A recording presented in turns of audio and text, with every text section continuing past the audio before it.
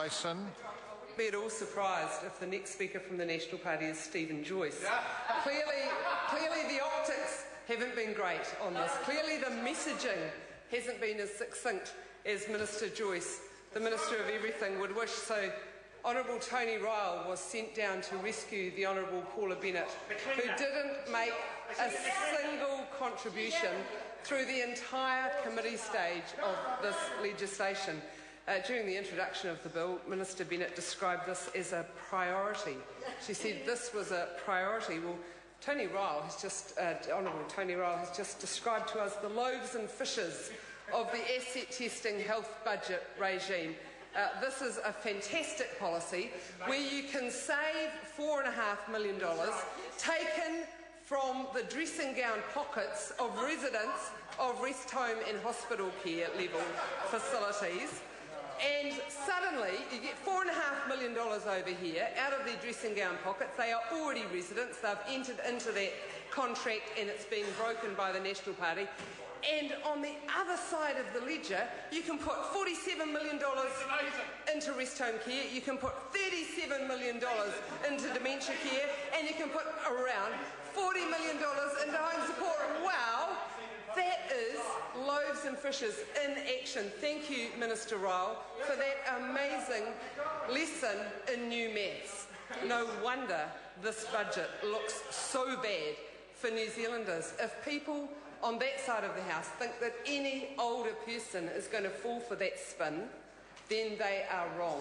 Mr. Speaker, this has been a disgraceful breach of the respect that we should hold older New Zealanders in, and a disgraceful breach of proper parliamentary process where urgency should be accorded when it's needed and at no other time. In fact, the arrangements of the House, the rules of the House have been changed, so we don't have urgency when the government just wants to do overtime. We're now correctly calling that extended sitting hours. This may well have fallen into that category.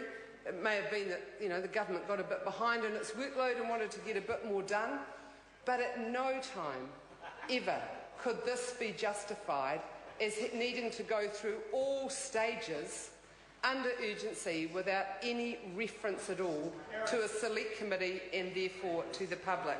The arrogance demonstrated by the government towards older New Zealanders is gobsmacking, Mr. Speaker, and I'm sure, as my colleague Chris Farfoy mentioned earlier, this will be mentioned regularly and frequently to members of the National Party by their constituents. I know that as word of this gets out over the weekend and over the next little while, that many people will be contacting the National Party and saying to them, why couldn't the Minister answer a single question during the committee stage? Why couldn't she answer the question, how does this help?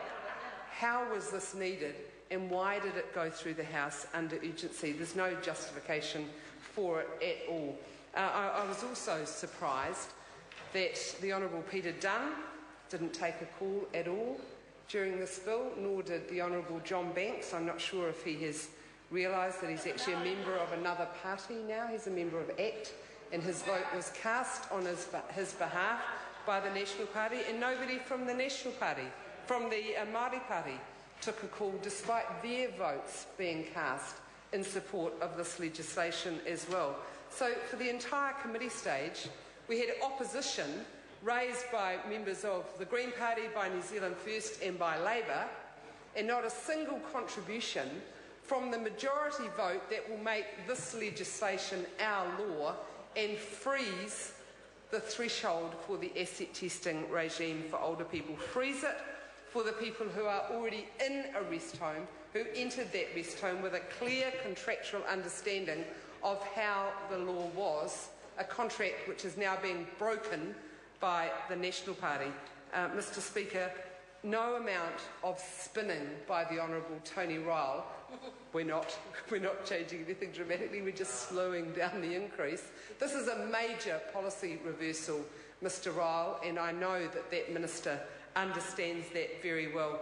No amount of his spin is going to alter the fact that this has penalised older people who are not able to have a say at a select committee, and not just older people, Mr. Speaker, but older people who are at the most vulnerable stage of their life, at a level where they are dependent on support being provided to them because they're not able to independently live on their own.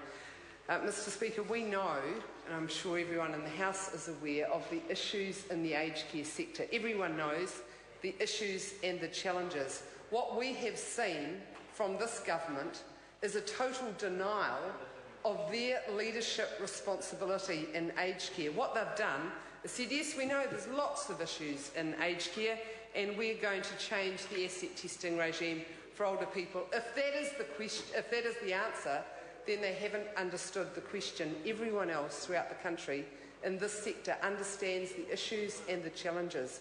We should face up to that. I recall at the Health Select Committee where Labour and Green members of the Select Committee tried to get the Select Committee to agree to having an inquiry into these issues. So we could, across all the parties in Parliament, look at the issues in the aged care sector and develop some systematic responses to them in consultation and in partnership with the different players. They all care about the quality, the affordability, the sustainability of home support, of residential care, of dementia care. But no, the National Party blocked that inquiry, so Labour and the Greens did it themselves, and we came up with a lot of tragic stories about issues facing us in the aged care sector. Grey Power were a partner in that inquiry as well, Mr. Speaker.